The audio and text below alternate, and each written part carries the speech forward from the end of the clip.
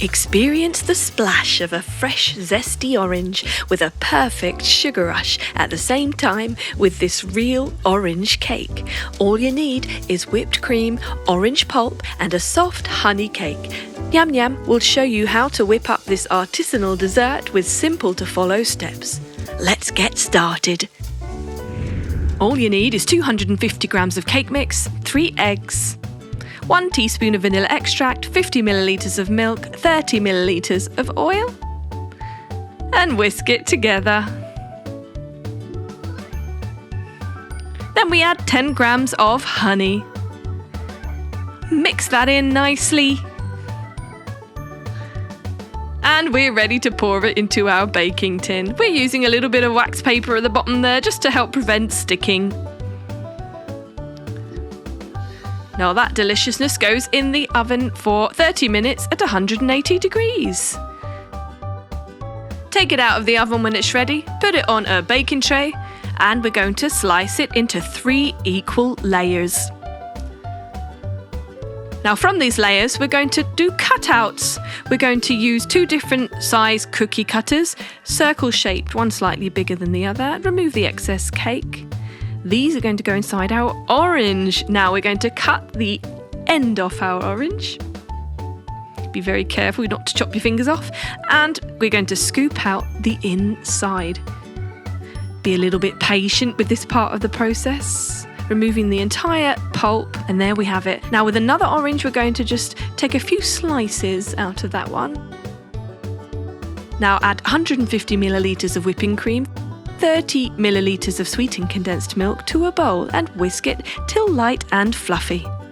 There we have our cream filling. It goes into a food piping bag, ready to fill our orange shell. So whipped cream goes in first. Now on top of that, we're going to add one of our little honey cake slices. Then why don't we add some more whipped cream on top of that? And how about a few pieces of orange? Bit of freshness in there. Bit more whipped cream. And a slice of honey cake. Maybe the smaller slice would fit better there. More whipped cream. And a nice slice of orange to seal it all off. A beautiful finishing touch. Squish it in there, making sure it's nice and snug. Delicious.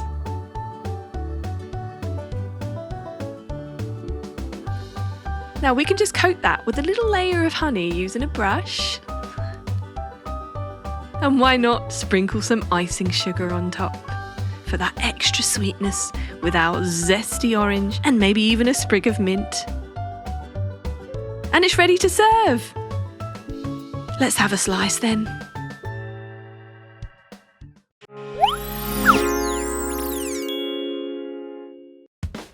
So, here's what we're going to do when life throws you lemons. Make a cake. All you need is some cake mixture. Add that to a bowl with 3 eggs, some milk, a little bit of oil, and a little bit of lemon juice. Whisk away until blended. Now add a little bit of lemon peel to that. It gives it an extra zesty flavour. Mix once again. Now it's time to pour that into our baking tin. Now, give it a bit of a tap to even it all out and stick it in the oven. Next, we're going to make the lemon curd. So we add some sugar, a bit of orange juice, lemon juice, and some corn flour to a pan. Give it a whisk, heating it slowly. When it thickens, we're going to add 2 egg yolks and whisk those in quite quickly. Next, we're going to add some orange and lemon rind to give it some more citrusy deliciousness. Now a little bit of butter goes into that. Whisk it in. And now I think we can take it off the stove. Add some butter and whisk it in a mixing bowl. Add some cream cheese to that. Add some flour, a bit at a time, mixing it in just to make sure it doesn't go lumpy. Next, we're going to add a pinch of salt, a little vanilla essence, and a tad more orange juice to give it extra flavour. Now, here's our cake ready out of the oven. We're going to slice that in half and add our lemon curd. Spreading it evenly, adding our top layer and scraping off any excess from around the outside. Now we're going to cover our cake with the cream cheese we made earlier, spreading it nice and evenly all the way around the outside and over the top, smoothing it over. Why not add some citrus slices, some lemons, limes, oranges, and a bit of mint for some colour contrast? Look at that, a beautiful, zesty, zingy work of art. Absolutely refreshing. I would not mind a slice of that. Hey, put the kettle on.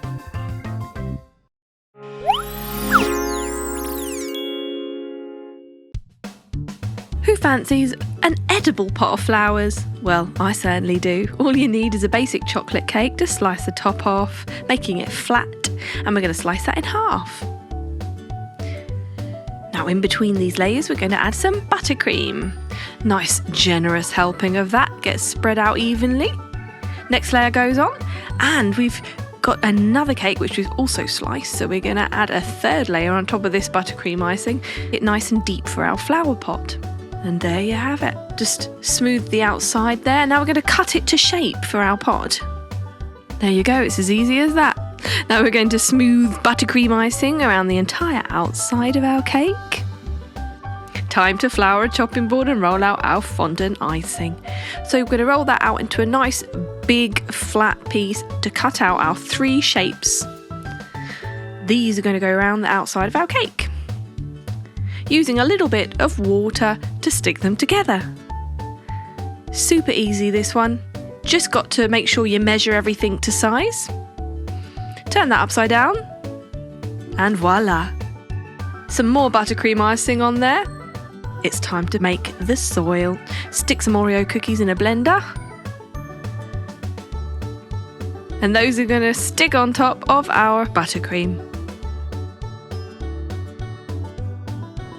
It's time to stick in our flowers. We're using roses here, pretend ones, you could choose real ones, or even edible icing flowers. Use your imagination.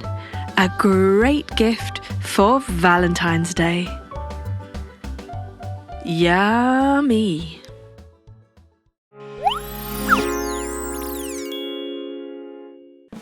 Nyam Nyam are going to show you how to make this French classic dessert, opera cake. All you need is 20 grams of cake flour sifted into a mixing bowl. We want to keep this nice and smooth and we don't want any lumps.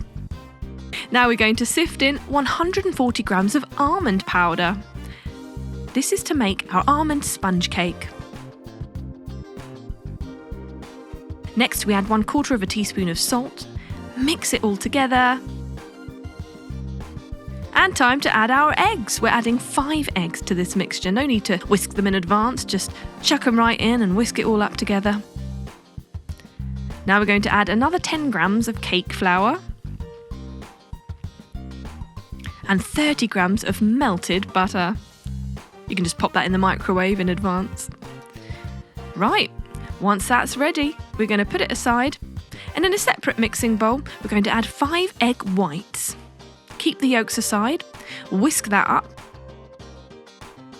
Now this part of the process is very similar to when you're making meringues, if you've ever made those. We're going to gradually add 140 grams of sugar into that using white sugar, whisking as we go. Electric whisk is very handy for this. We can just keep it on a high speed with one hand and gradually pour the sugar in with the other. Now once that starts to form stiff peaks, it's ready. That is going to be spooned into our first mixture. No need to use a whisk for this part. And there is our cake mixture ready to go in the oven. So we're going to pour that into a fairly shallow rectangle cake tin using some baking paper just to stop it from sticking, spreading it out to evenly cover the tin. We're using a spatula for this. There, it's ready to go, and you can stick that in the oven for 10 minutes at 200 degrees centigrade. Let it rise and take it out of the oven. Now we're going to just slice off the edges to make a perfect rectangle shape, exposing the inner sponge. Right, we're going to get 70 grams of melted chocolate. We're using milk chocolate, but you can use any type you like. Add 100 grams of cereal to that. Nice crumbled up cereal, perhaps some mashed up cornflakes or Rice Krispies, even bran flakes. Stir it all together. Now we're going to add that on top of a layer of almond cake. So the almond cake we made earlier, we have sliced into a few slices, and you might need to make a couple of cakes in order to do this because we want to keep piling on the layers. So we've spread that over the top and we put some baking paper on top to turn it upside down. Now we get 45 millilitres of water and 150 grams of sugar with 4 grams of instant coffee. Mix that together, heating it in a pot on the stove, letting it bubble away. Keep stirring it, making sure it's all properly dissolved. And once it's boiling, you can take it off the heat. And that's your coffee syrup, which we're going to just brush and dab on to our sponge cake layer. Next, we get 160 millilitres of whipping cream. Add that to a pot on the stove. Let that start to simmer. Mix it up a little bit. Getting hungry already. Now we're going to add 160 grams of dark chocolate chips to that. Again, you can choose your choice of chocolate. We like it dark and rich. This is making our chocolate ganache. Very simple. Once that's all melted, we're going to start putting that on our sponge cake layer, which we've turned upside down. Remember, we've got the crunchy chocolate cereal on the other side. We're going to add a second layer on top of that. And again, brush on some coffee syrup. Next, we're going to add 160 millilitres of water and 100 grams of sugar to a pot on the stove and let it bubble away. Stir it all in, making sure it's dissolved. So once it's simmering, we add 6 grams of instant coffee. Keep stirring. Now we're going to add 5 egg yolks that we saved from earlier into a mixing bowl and whisk them up. No, I'm not yolking, that is 5 egg yolks, like making ice cream. We're going to add our coffee sauce that we just made into those egg yolks, a little bit at a time, mixing all the while. So you have to keep stirring and keep whisking with this recipe. You know, I'm feeling pretty ecstatic about this recipe. Right, once it's a pale coffee colour and nice and thick, we add 280 grams of room temperature butter. A little bit at a time, so as not to miss any clumps. We want it to be mixed properly. Worth taking your time over this. An electric whisk will really help you with this recipe. Of course, it will speed things up. So we're just going to move that away from the sides of the bowl and start to spoon that onto our sponge cake layer. This is looking fantastic already. Spreading it out evenly and adding a third layer on top of that, repeating the process, adding the coffee syrup, the chocolate ganache, another layer of sponge cake, and the coffee syrup and the buttercream icing. Refrigerate that until it's set. Meanwhile, add some water in a pan. Heat that up until it's simmering. Watch it gently bubble away. And we're going to place a heat-proof bowl over that and add 200 grams of chocolate chips into it. We want the steam underneath the bowl to melt the chocolate chips, stirring all the while. I can't wait to try this cake. It's already looking amazing. And whilst we're in the middle of that melting process, we're going to add 30 millilitres of canola oil. You can use any type of oil you like, even coconut oil for a slightly healthier option. It's very tasty, especially for pudding recipes. Right, now our cake is ready out of the fridge. We're going to start pouring on our chocolate glaze. Delicious. Let it drip down the sides, covering the entire top of our buttercream covered cake. Spreading it out. Yum, look at that. Gooey, drizzly chocolate ganache. That goes in the refrigerator for 30 minutes. And once it's set, you can take it out and start slicing it up. We'll just tidy up the edges. We like it to look nice and neat and tidy. Slice it into portions. If you're a perfectionist, time to decorate. Let's put a little bit of chocolate ganache writing on it.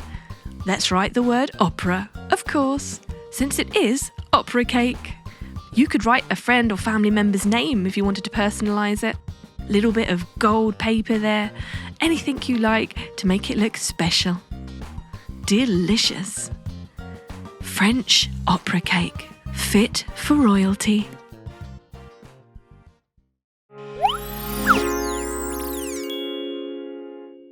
Nyam Nyam brings to you a cool Halloween cake decoration hack, sure to make your Halloween party more fun. All you need is 250 grams of ready cake mix in a mixing bowl. Add 3 eggs to that.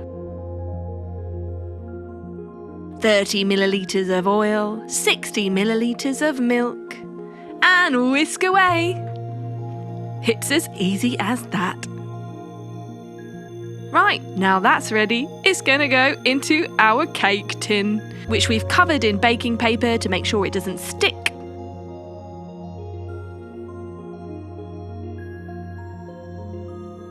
Pour that all in, spread it evenly with a flat knife or a spatula, and that is ready to go in the oven.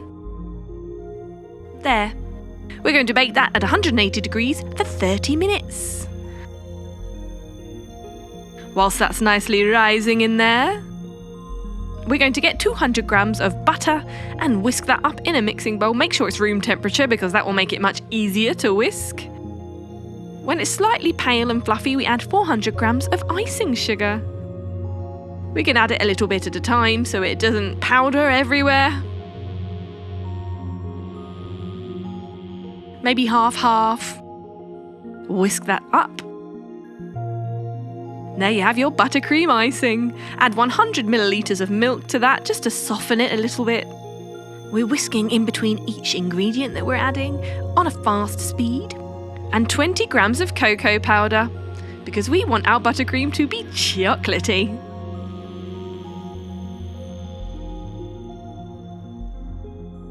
Super easy. There. Now that's ready, we're going to add some melted white chocolate on some baking paper. We're going to make our decorations using a food piping bag to create the desired shapes. So we're making some hands, kind of like a skeleton hand. The white chocolate makes it look like bones. You can really have fun with this cake design. Let's add a few bones, in fact. You can add as many spooky decorations as you like. If you just put your melted white chocolate in a food piping bag with a very slim nozzle, it'll be easy to make anything that you think is spooky. Chill those for 30 minutes. Meanwhile, get some fondant. We've got some white fondant icing that we're just rolling in between the palms of our hands, rolling it into a ball.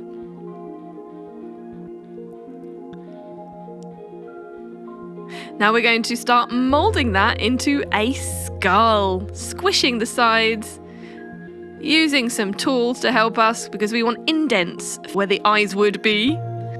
Taking your time to perfect this, making it look as skull-like as you can. And the mouth, of course.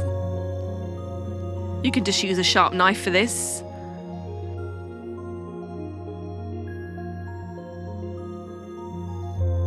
Some indents for the teeth. You can add as much detail as you like to your skull.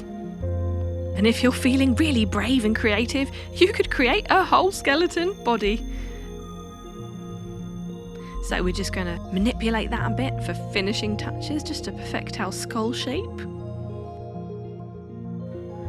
Right, now our chocolate cake is ready. We're going to put our chocolate buttercream on top. Nice generous dollops of that. Spread it out.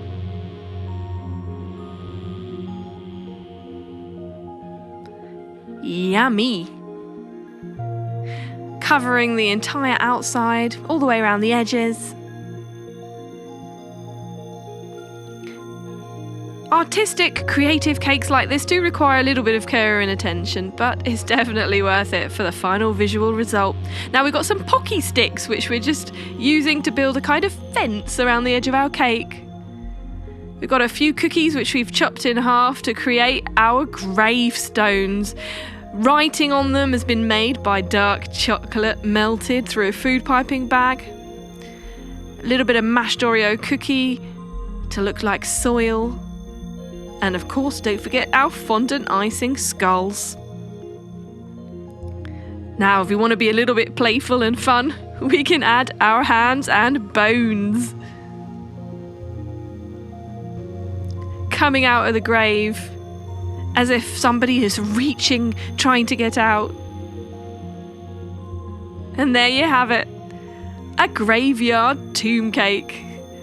Absolutely fantastic and delicious to eat.